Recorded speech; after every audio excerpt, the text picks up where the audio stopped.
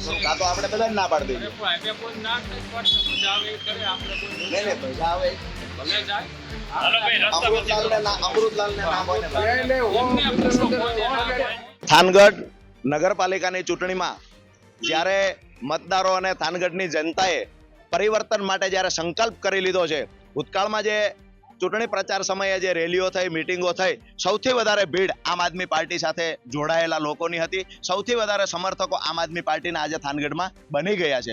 મોટી સંખ્યામાં આમ આદમી પાર્ટીમાં મતદાન કરવા તરફ લોકો આગળ વધી રહ્યા છે. થાનગઢમાં એક જ ચર્ચા છે કે માત્ર ને માત્ર આમ આદમી પાર્ટીના ઉમેદવારોને જીતાડવા માટેની. તો આજે થાનગઢની અંદર અમે ઘણી બધી જગ્યાએ જોયું કે ભાજપના નેતાઓ કોઈ પ્રકારનું અંદર એન્ટ્રી થવાનું કાર્ડ રાખતા નથી, છતાંય દરેક બૂથની અંદર એન્ટ્રી કરે છે. એના સિવાય અંદર રહેલા અધિકારીઓ કોઈ જ પ્રકારનું ખરેખર નિયમોનું પાલન કરવું જોઈએ એ કોઈ નિયમનું પાલન કરતા નથી. અમે જ્યારે 3 થી 4 બૂથ પર અમે ચક્કર લગાવ્યું, અમારા એજન્ટને કહ્યું કે અંદર ચેક કરો, જે ખરેખર PO1 હોય છે, પહેલું ટેબલ હોય છે, ત્યાં શું સ્થિતિ છે. તો ત્યાંથી મોટી સંખ્યામાં ભાજપની સ્લીપો, ભાજપના સિમ્બોલ સાથે, નેતાઓના ફોટા સાથે બૂથ મથકની અંદર મોટી સંખ્યામાં સ્લીપો એવી 5 થી 7 બૂથની અંદર મળી છે.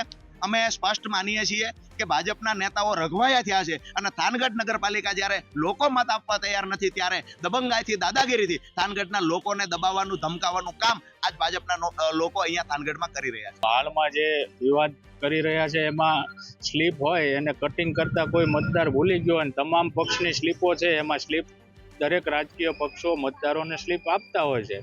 એટલે જે કોઈ રાજકીય પક્ષો વિરોધ કરી રહ્યા છે, હાર ભાળી ગયા છે, એટલા માટે ખોટો વિરોધ કરી અને મતદાન રોકાવાના, ઓછું મતદાન થાય એવા પ્રયત્નો કરી રહ્યા છે.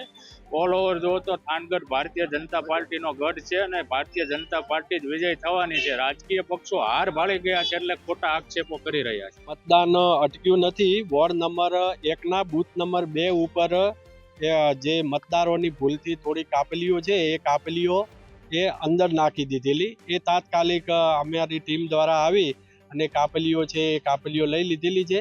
અને જે PO1 છે એટલે કે પોલિંગ ઓફિસર 1 છે એમનું નિવેદન લીધું છે. એમણે નિવેદનમાં જણાવેલ છે કે આ મતદારોની ભૂલથી છે એ કાપલીઓ અંદર આવી ગયેલી છે અને તમામ કાપલીઓ છે એ આપણે જપ્ત કરીને લઈ લીધેલી છે. સાથે સાથે આવા કોઈ પણ પ્રકારના મતદાનની અંદર કોઈ વિપરીત અસર ન પડે અને ફરીવાર કોઈ એવા એલિગેશન ન થાય તેને ધ્યાનમાં રાખી અને હાલ પોલિંગ ઓફિસર 1 છે એમની જગ્યાએ બીજા રિપ્લેસ કરીને બીજા મૂકેલી છે. અલગ પાર્ટીઓની 200 થી વધુ કાપલીઓ મળે છે. હા, એ કેટલું યોગ્ય ચૂંટણીમાં જો મતદારોને જે 100 મીટરની બારે જે કાપલીઓ આપવામાં આવે છે એ કાપલીઓ લઈને મતદારો આવી ગયા છે. એમાં તમામ પાર્ટીની છે, એવું નથી કે કોઈ સ્પેસિફિક એક જ પાર્ટીની છે.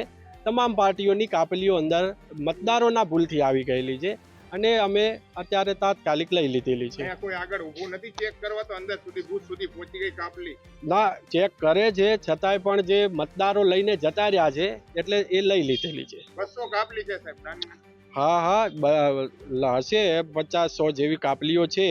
અમે લીધી છે, ગણતરી પણ કરી છે, એટલે એ કાપલીઓને લઈ લીધી છે. બંદોબસ્ત છે છતાં કેમ કરી ગઈ અંદર? સવાલ એ છે.